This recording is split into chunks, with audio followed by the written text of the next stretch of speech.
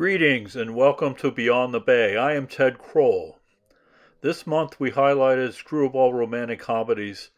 I will talk about The Lady Eve. To analyze a Preston Sturges film is like attempting to explain a good joke. The spirit of his films float above critical definition, so I will touch on several aspects of the film without drilling down into the substance of the film itself. Lady Eve was made in 1941, the same year to Citizen Kane and How Green Was My Valley. It is the third of 8 films that Preston Sturges made in 4 years. It was a smash success, mostly due to the wonderful writing of Sturges. He wrote the film for Barbara Stanwyck, and this was the first time she was to play a purely comic role. There is all of her smart, streetwise attitude, but she shows her vulnerable side as well, and she's certainly glamorous throughout. And Henry Fonda is something of a straight man to her. He was known to be a straight arrow, Tom Joad, Abraham Lincoln, the perfect target for Stanwyck's seductive wiles. We'll start with Sturges' dialogue, his great strength as an artist, and it is just amazing to behold. Not only is it smart and funny, but it comes in cascades that overwhelms us. Here is an assessment by a critic who tries, I think, to out-Sturges Sturges.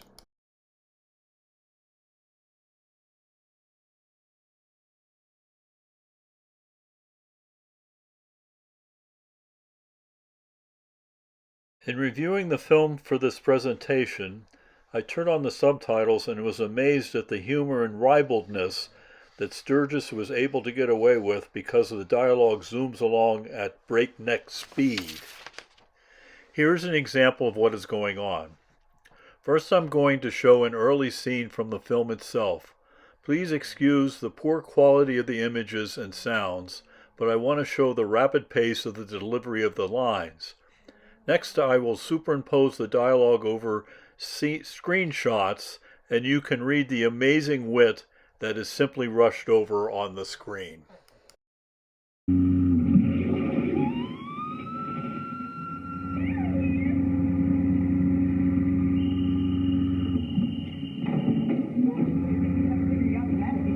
That isn't a yacht, that's a tender.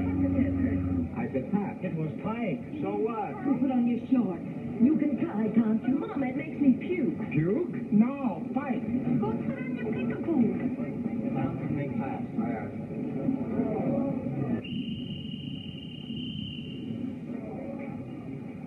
Gee, I hope he's rich. I hope he thinks he's a wizard at cards. Your lips to the ear of the Almighty. And I hope he's got a big fat wife so I don't have to dance in the moonlight with him. I don't know why it is, but a sucker always steps on your feet. A mug is a mug in everything. I don't see why I have to do all the dirty work. There must be plenty of rich old dames just waiting for you to push him around. You'll find him. I'll push him. Boy, would I like to see you giving some old harpy the 3-in-1. Don't be vulgar, Jean. Let us be crooked, but never common. Is he rich? Bertha so picturesquely put it, he's dripping with dough. You'd almost have to be to stop a boat. What does he own, Pike's Peak? Oh, no. Pike's Tail. The ale that won for Yale.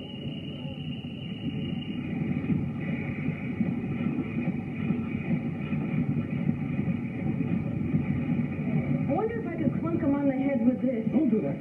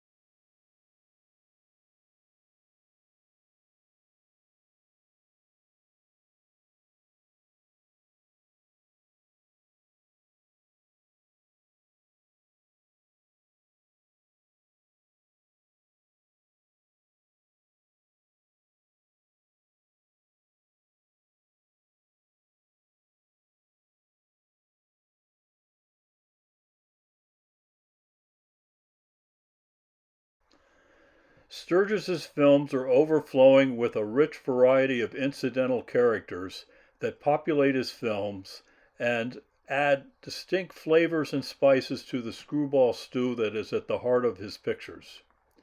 He mined the considerable resources of lesser-known bit actors in Hollywood and created something of a stock company of nearly 40 members that appear throughout his films. For devotees of classic Hollywood films, these faces and accents will be familiar even if their names remain obscure. Here is a selection from Andrew Sarris's essay of Preston Sturges, in which Sarris explains that these supplemental characters form the essence of Sturges's vision of America. What distinguishes Sturges from his contemporaries is the frantic congestion of his comedies. The Bruegel of American comedy directors, Sturges created a world of peripheral professionals, politicians, gangsters, executives, bartenders, cab drivers, secretaries, bookies, card sharks, movie producers, doctors, dentists, bodyguards, butlers, inventors, millionaires, and derelicts.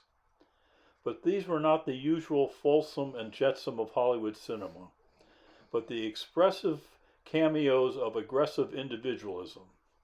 With the determinism of Sturges's plots, these infinitely detailed miniatures served as contingent elements, and it is these elements and the single-take, multiple viewpoint sequences formally demanded by these elements that establish the comedies of Preston Sturges as comedy/not tragedy, rather than merely comedy/ha-ha.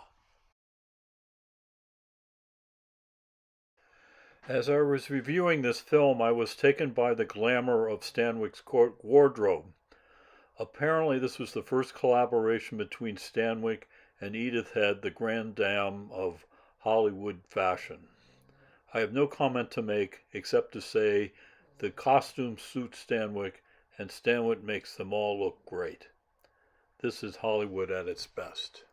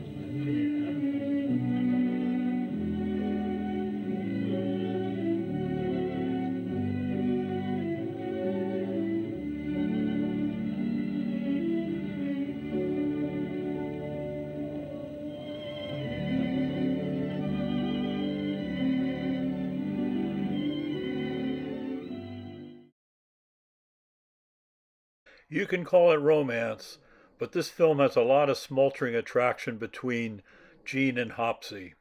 All grown up and sophisticated perhaps, but very sexy all the same.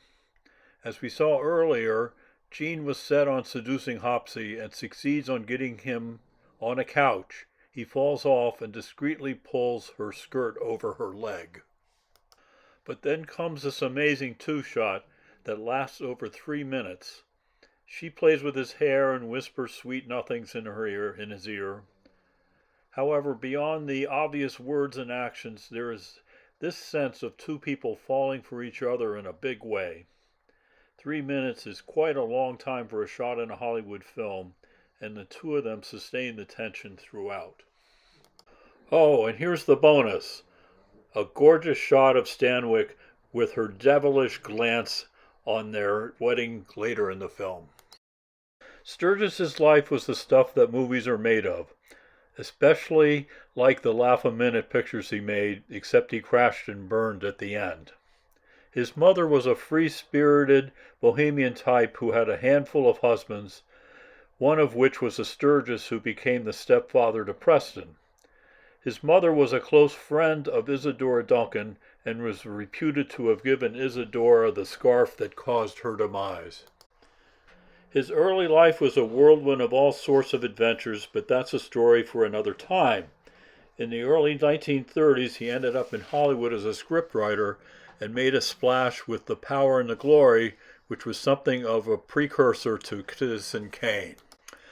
I would say all the films he was connected with as a writer and a director are worth seeking out. Eventually, he was fed up with his scripts being made into films that didn't please him, so he offered the script of The Great McGinty to Paramount for $10 if he could direct it. It was a hit. Here is an interesting bit of Hollywood lore. At first, the film was entitled Down Went McGinty. Then the sky was the limit. His first success set him off to making 7 additional films in 4 years, all of them dazzling comedies and very much Preston Sturges' mixture of sophisticated rapid-fire dialogue, romantic comedy, slapstick that capture the American spirit at its craziest and humanest best. Well, I got carried away here. The Great Moment was not a success. It's this oddball movie about the discovery of painkillers for dentistry, but it is a better film than its reputation lets on. He left Paramount Pictures to work with Howard Hughes, and this was the beginning of his downfall. One masterpiece was left, Unfaithfully Yours. He made 2 more very mediocre films in the end, The Last in France. Poor health and alcohol did him in, and he died at the age of 60 with a heart attack. At his best, he was the best. His films are totally unique in drive and spirit. To my mind, his best films are among the pinnacles of all American culture. But don't take my word for it. See them yourselves and have a grand time of mirth and good spirit. Join us for a live discussion of The Lady Eve on the 23rd of February at 7:30 on the Beyond the Bee channel of the YouTube. Thank you.